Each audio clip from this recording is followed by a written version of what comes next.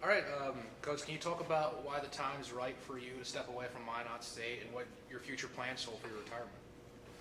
Well, I thought the timing was good, so Minot State and Mr. Carter has enough time to find someone that's really good to have to get in here and be able to get ready for next year.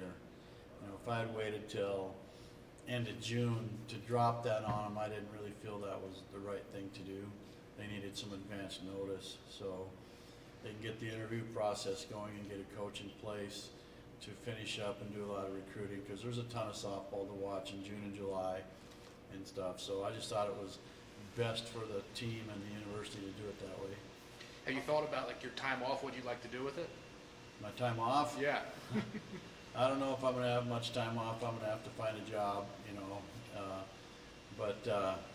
You know, I like to golf and I like to fish, so hopefully we can sneak some of that stuff in there. But yeah, it's more of a family issue, you know, with my wife and I finally being together. It's been 3 hours, 3 hours and 15 minutes, a lot of miles, you know, the last 10 years. So it's really gonna be a good thing for us and the boys.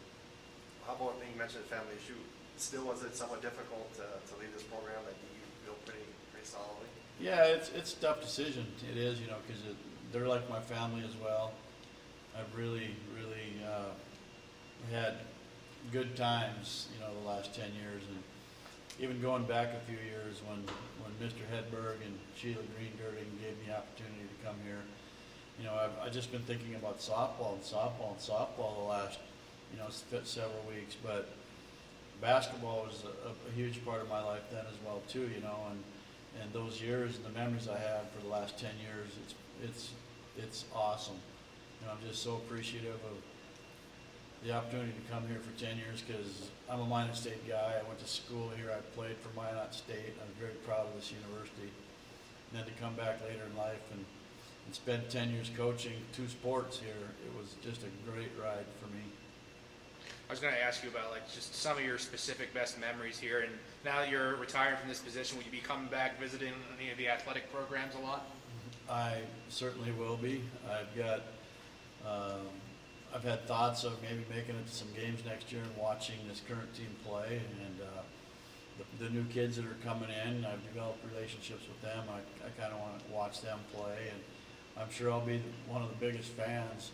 And you know, with the internet these days and be able to watch games online, you know, I'll be doing that as well. So I'm a Minot State guy all the way, that's for sure. And of course now, to still stay focused on the task at hand, finishing up this season. And Oh, you bet. Busy recruiting right now, getting ready for the tournament this week and trying to build a schedule for next year, and talking to coaches and seeing if we can fit them in to come here and play and stuff. There's just not enough hours in the day right now, but it's stuff I love to do anyway. I don't really consider it work. It's just, you know, it's a lot of fun to do what I do.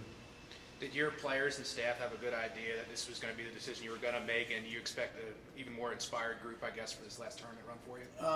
They had been told early on, you know, there might be a change. I might retire and this and that. I waited till after the Northern games the other day when we returned home.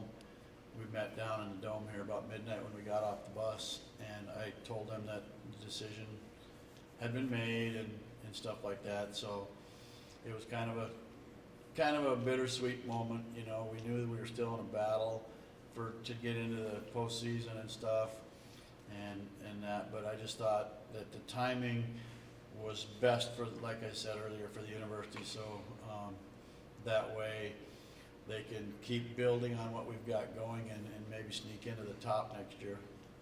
how about the term coming up now, the Southwest? You know, what's the goal for this team? Do you guys feel you can make a little bit of a run here? Yeah, we really do. You know, we split with Southwest, but we feel we should have won both games. We feel we've got a great shot in that one. And then the way this tournament works, you know, those first 2 games, you know, 7, 8, 9, 10 all play, and the lowest seed that wins will play Mankato, and the next lowest seed that wins will play Winona. We gave Winona all they want, and we were ahead of Mankato in the 7th inning with 1 out, ahead by 2 runs. So we really feel on a given day that we can do this, you know, so it's gonna be interesting. This team's shown the ability to come back. You know, I consider Coley Reese the best pitcher in the region, and she might be one of the top pitchers in the nation. And she beat us in game one. They brought her in game two the other day, and we got 2-3 knocks and came back and got the lead on them. So this team doesn't give up. They show a lot of heart. So we're going to battle to the very last out. And I think if things fall our way, you know, we could get some wins in this tournament. I know you guys were probably disappointed with letting that late game slip away to Mankato, but did you get any confidence from it at all, just having that lead so late against them, 1 seed? We definitely got confidence from that, going toe-to-toe with them and winning for, 19 outs. And with those last two were hard to get because they're a heck of a team. They're number 10 in the nation for a reason, but we showed we were that close to being as good as the number 9 team in the nation. We were almost better than them that day. So it does build confidence. And to be honest with you, I already knew that Mary had lost and that we were in the tournament, and I wanted my seniors to finish the game, their last home game. We maybe could have done things a little bit differently. In that 7th inning, we maybe could have switched pitchers. But Jen Spencer means a lot to me, and I thought that she's going to finish this game, no problem, because we're in the tournament. I think a lot of her, and I would do anything for her. And same with Rachel Burdett, and Jordan Grant and Reese, my 4 seniors, great individuals. So knowing that Mary had gotten beat and that we were in the tournament, we just rode with it, and we were so close to winning, we just didn't finish it off. How much of an edge can Jen give you in the tournament? Big. She could eat up some innings for us. We've been rather careful with her this year because she's had some injuries in the past, but she's been a great pitcher for us this year in the circle. And going into Sunday, we reversed things and went with her game 2 and went with Reese game 1, thinking they're going to throw Reese game 1, and she's awfully hard to beat. So when Spencer pitched game 2 and we came back and got the lead on him, we were doing everything right. Jen had a great game. She had a great weekend. She threw a shutout the day before and pitched well the weekend before that. So she's had a great year for us, and kudos to her because she's really a great person, great student, and just an awesome person off the field as well. I'm very proud of the career she's put together for us. Do you guys feel you can score runs too, though? Do you like the way your team's hitting right now? Well, it's going to be a little tougher at tournament time because you see everybody's ace, especially in game 1. We know we're going to see Southwest ace.